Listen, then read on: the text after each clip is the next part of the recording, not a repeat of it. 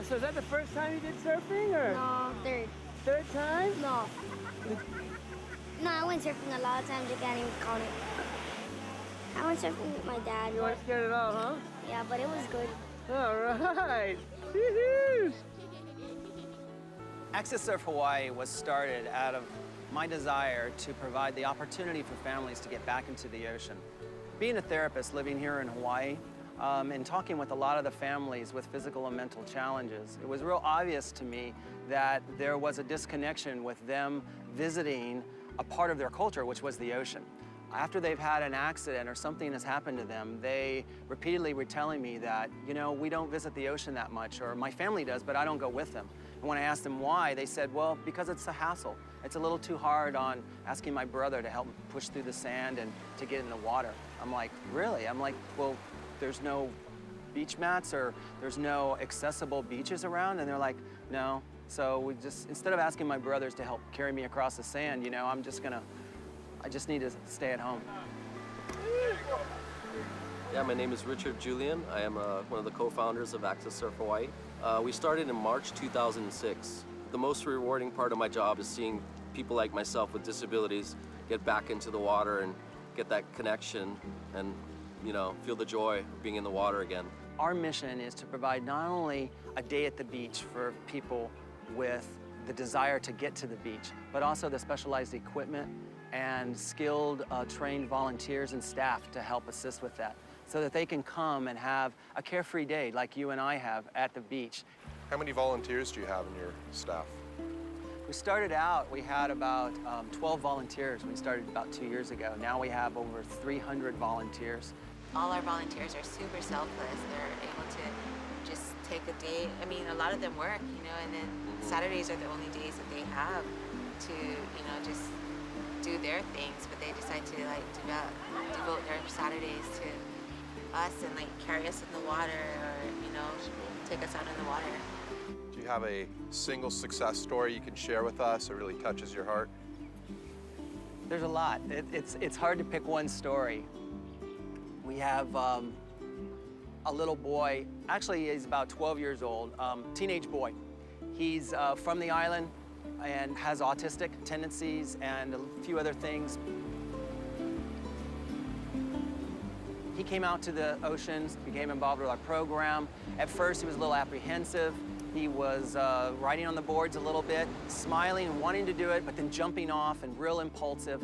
As he's been through the program for the last year, his parents have seen a remarkable gains in his paying attention and wanting to focus in on doing tasks.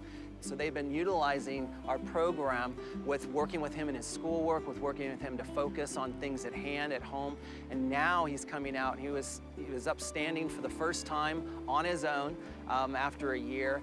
And it's just an incredible, I look back at the family, and the family's, you know, sitting there crying on the ocean beside me, and they're like, Mark, thank you so much for providing this, because it means so much to us and our family, so it's really cool. Yeah, it's just, you know, I remember the first time I went back out to Waikiki, and I took off my first wave on my new adaptive ski, and it was just joy, like the same feeling I had as a kid. Felt exactly the same. I was doing it differently, but it was exactly the same joy that I had as a kid. And that was, once I was back in the water, it was like a rebirth for me. My life was given back to me. They do the Triple Crown, you know, the world classic surf contest here. We talked to them about it, and they're all for having an accessible event, and they were realizing, yeah, we don't. They asked us to come. So at their 3 locations, Sunset, here, and around Pipe, they had a viewing station with our mats for the first time ever for visitors and families. Access Surf Hawaii has the dream of not only providing accessible beaches here in Hawaii, but we would like to expand that and provide programs for people, families, to reconnect back at the ocean. Not only here on this island, but also around the world. I've seen a lot of things, but that might be one of the most impressive, touching moments in my life. You know, talking about camaraderie and values and teamwork, love, being selfless, no ego, harnessing nature.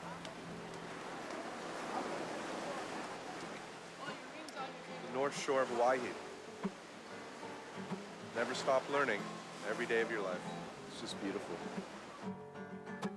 Who's to say what's impossible they forgot?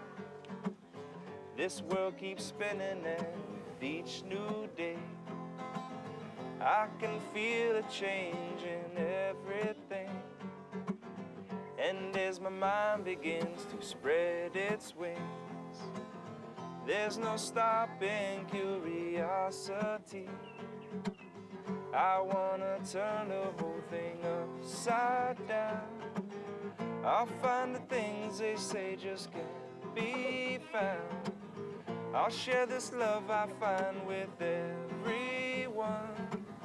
We'll sing and dance to Mother Nature's songs. I don't want this feeling to go away. Please don't go away. Well, who's to say I can't do everything? Well, I can try.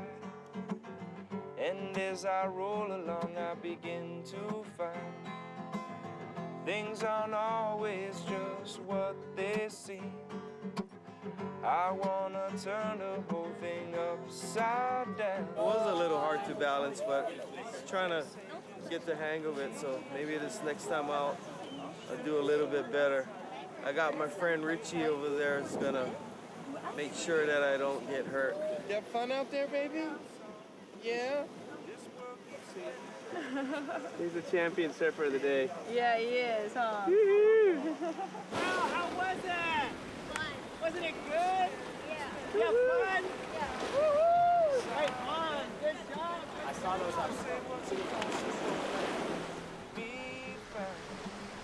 I don't want this feeling to go. Yeah. Are you gonna go solo this time, or are you gonna go with a friend? No! With you! With me, okay. We'll go together. It's just full of mana, and you know, it's the connection to the island and the ocean that we have. You know, it's just something that heals the soul when you're in there. The dream for the program would be to have it expand and just see us, you know, help all kinds of people with disabilities back in the water. You know, from autistic kids to quadriplegics to paraplegics. Anybody we can help get back in the water, you know, no matter what their abilities. That's the dream, is to provide that opportunity for them.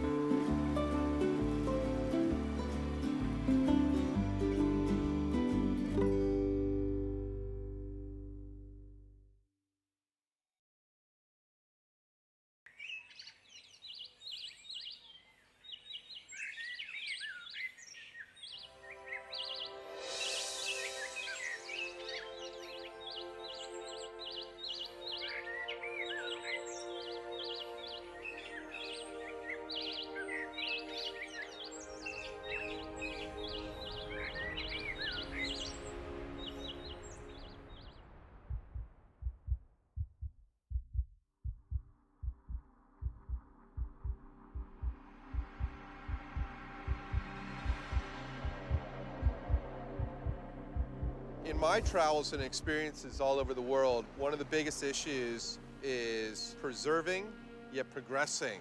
And how do you find a balance?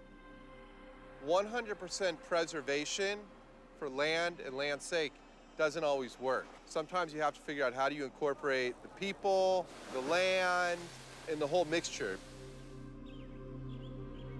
There's some beautiful homes right here. And that's the American dream, to have a home. And I could see those who live here wanting to protect it, but there's so many who want to be a part of that. And how do you kind of blend that want to expand yet want to preserve?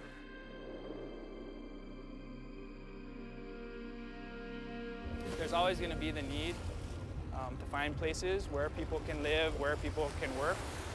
But I think an integral part of quality of life is having the places like this, like Covella Bay, where you can get away, have a moment of rest and ease away from your daily life, and a place where you can teach your children, you know, about the natural environment, about the ocean.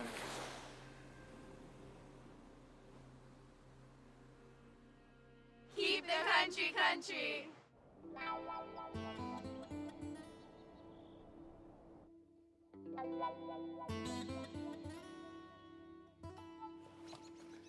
I wanted to show you these photos I got in the trunk. That's cool. Yeah, so this is actually the Pupukea Pamalu property. It's an aerial shot. So we're kind of standing way over here. The property stretches like a mile along the coastline, so it overlooks surf spots like Pipeline, Sunset Beach. It's really neat because part of the property comes all the way down next to Sunset Beach Elementary School. So with my finger, if I draw the outline of the property, you see like what a significant part of the North Shore it is. It's 1,129 acres in total. So if this is now a in ownership of the land trust, how will it be used? There's actually a Boy Scout camp and a Girl Scout camp pretty much right next to each other at the Mauka, or the most mountain edge of the property. And so the idea would be to get the school children onto the property, get the scouts onto the property and get them involved with native plant restoration activities. What's kind of neat, besides the surfing spots that we're seeing, this whole coastline out here is actually a sanctuary for the humpback whales. And then down here you can kind of see Keiki and the rocky coastline there. Keiki stretches down over towards Waimea Bay, and that area is a marine life conservation district, for fish and turtle and whatnot. Blake, I've been reading in the press about the governor getting involved with Turtle Bay. Can you tell me about it? Recently, the governor of the state of Hawaii announced plans to help conserve this area, which has been a long-standing community concern. And one of the things that we're really looking forward to is having this beach and this coastal area protected for future generations for the benefit of the public. There's a lot of additional lands that we hope to protect along the way, but this will be a significant milestone. So we feel like we've got a lot of momentum, and our dream is much closer than maybe we had once thought.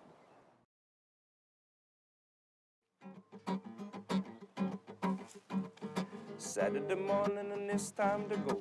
One day this could be the days, but who could have known? Loaded in the back of a pickup truck, riding with the boys, pushing the luck, singing songs loud on the way to the game, wishing all the things could still be the same. China someone's over the backstop, Kokua on the ball and soda pop, where we used to laugh a lot. So what I would do is I'd make the drums first, the guitar like this, or like this. And then I'd add in a bass line, like this.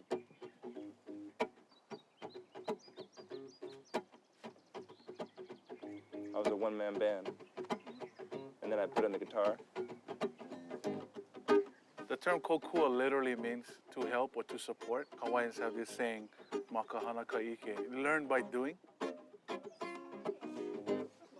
anybody know what 2 times 3 is? Yeah. What? Yeah.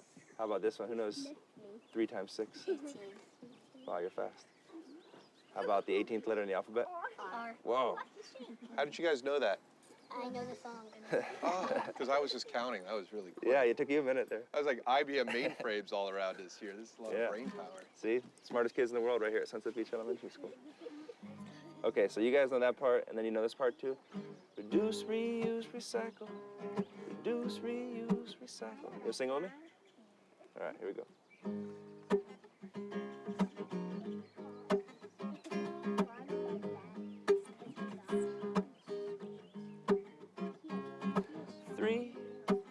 It's a magic number.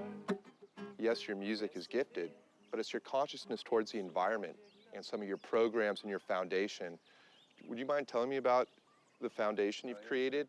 Kokua Hawaii Foundation, which we developed here in Hawaii. It's environmental education for kids. We started talking about this idea of working with schools in Hawaii, and we wanted to focus on environmental issues and basically teaching about recycling at a young age, introducing that concept to kids. Our 3 main programs are a 3 R's recycling program. We pay for a pickup service and provide lesson plans for recycling on campus. We got 3 R's we're gonna talk about today. We also have an environmental field trip assistance program, giving small grants to schools that otherwise wouldn't be able to afford field trips.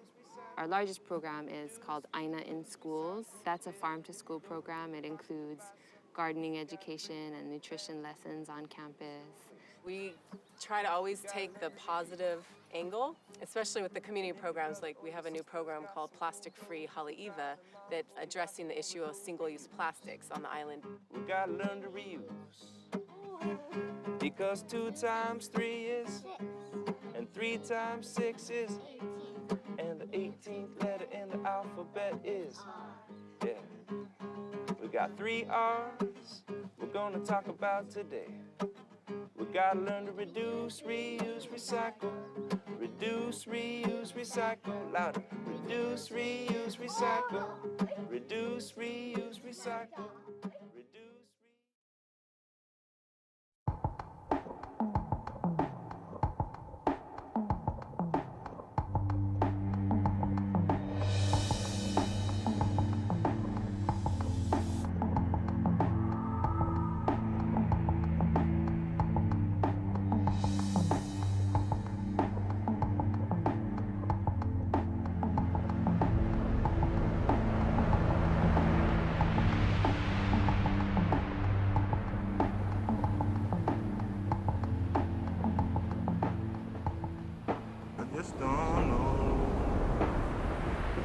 If water is the elixir of life, and waves are considered the most powerful energy source, then it would be safe to say that the Hawaiian Islands are one of the most powerful places on the planet. The following is explorers' tribute to the Lifeguard, the modern-day sheriffs of the Wild West, guardians of the sea.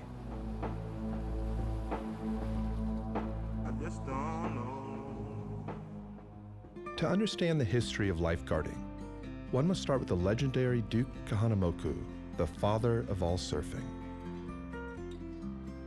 Duke, a royal descendant of King Kamehameha, symbolizes what all lifeguards share in common. They are the ultimate watermen. Well, he won his preliminary and then went on to win the final and shattered the world's record, establishing a new Olympic and new world's record. And then the King of Sweden, King Gustav, crowned him with the laurel wreath entitled to the victor of the Olympics. At 22, Duke won his first gold medal and shattered the world record in the 100-meter freestyle. He would go on to represent the United States for the next 20 years and win the hearts of people all over the world with his aloha spirit. One day, June 14th, 1925, you're surfing at Newport Beach, California, when a fishing boat, the Thelma, capsizes offshore under the battering of 25-foot waves. But let's go back to June 14, 1925, the day the Thelma capsized. Here are 3 of the men you actually saved that fateful day and whom you haven't seen since. From Riverside, California, here is Fred Hawk, I've been wanting to see and Harry Olin, and Edward Steen from Colton, California.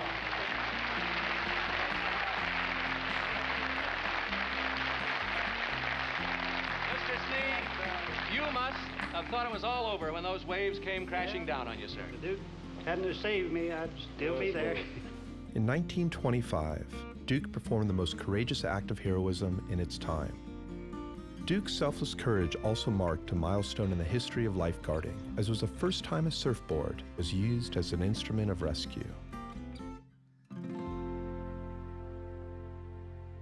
In 1968, Duke, Hawaii's most beloved ambassador of aloha, passes on. But his spirit and selfless courage would be absorbed by another legendary Hawaiian, Eddie Aikau, famed lifeguard of Waimea Bay.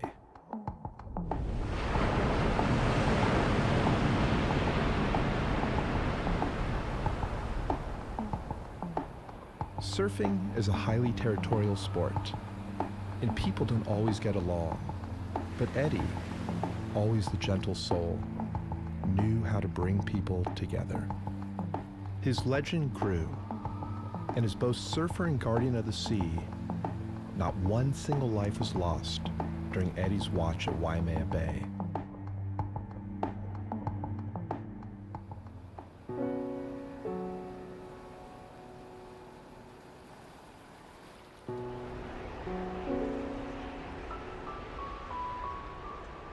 But Eddie grew restless and needed a new challenge, one that would promote all Hawaiian ancestry. In 1978, Eddie joined the crew of the Hokulea, a traditional sailing canoe. to honor the 2,500-mile voyage that Polynesians made across the Pacific. But tragedy would strike out at sea. 12 miles off the shore of Molokai, the Hokulea took on too much water and capsized in gale force conditions. As the crew clung to the hull throughout the night, Eddie, the ultimate lifeguard, could no longer stand to see his crew suffer. In an act of unheralded heroism, he set out paddling to the shores of Lanai to save his fellow crewmen. Hours later, a plane spotted the Hokulea and the crew was rescued. Eddie was never seen again. But his spirit lives on, as does his bravery and courage with the next generation of lifeguards.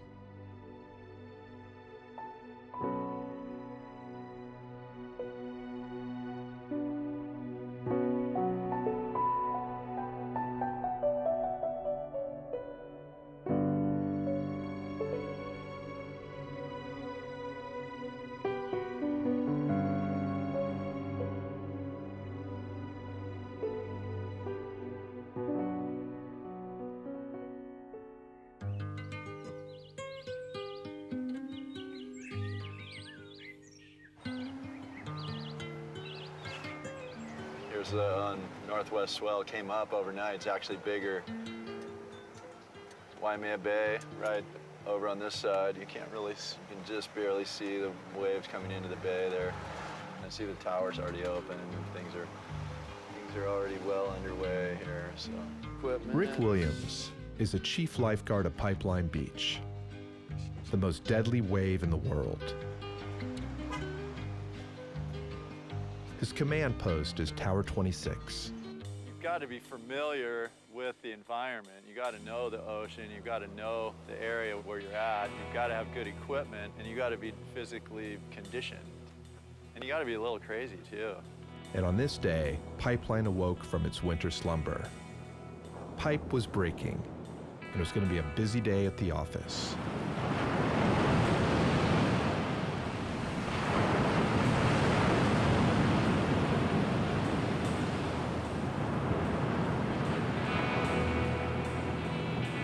How do you rescue someone when they get pummeled in a big wave? How is it even possible? How do you get out there, and how do you even know where they are?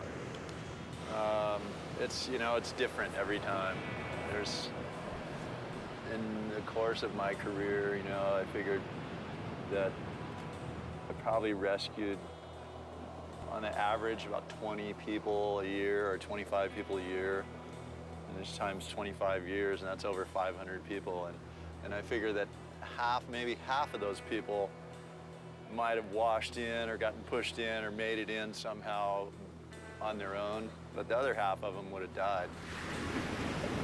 Where Rick patrols the beach, Terry Ahui, Rick's mentor, pioneered the art of jet ski rescue, a crucial tool in saving lives.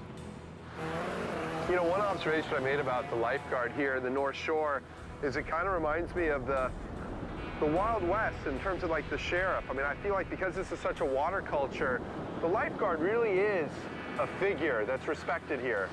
They're like God on days like today. They're the guys that go around and try to warn people and try to make sure they're safe. First day of work, they sent me out there to work at Waimea Bay with 80 Kau, and I walked up there like, wow, this is my hero, one of my big, Hawaiian heroes. So got to work with him for a little while, and he taught me a lot.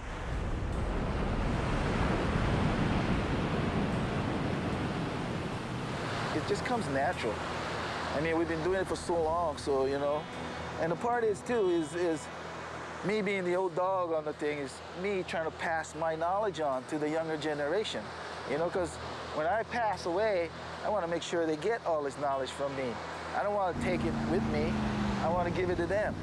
And then I want them to pass it on to their younger generation when it starts coming up, So that's what I try to do. I try to, teach all the knowledge and stuff I get from all the mistakes I did out there in the water, all the wipeouts I took, all the near drownings that I had.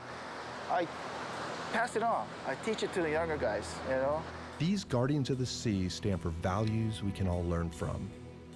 They are selfless, egoless, and dedicated to improving the human condition every single day of their lives. Explore salutes you, and thank you, Hawaii, for opening your heart to us. Aloha.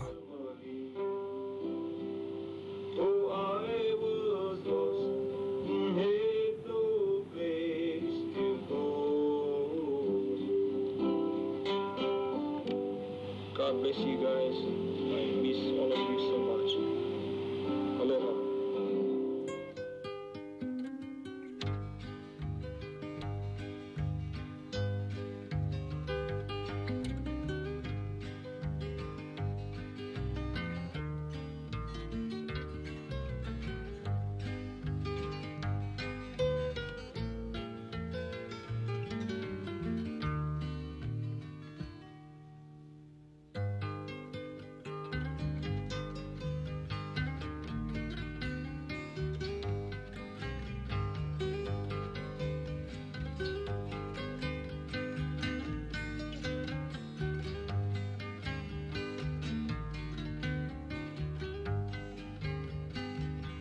Gonna blow, so I'm gonna go down on the road again, starting where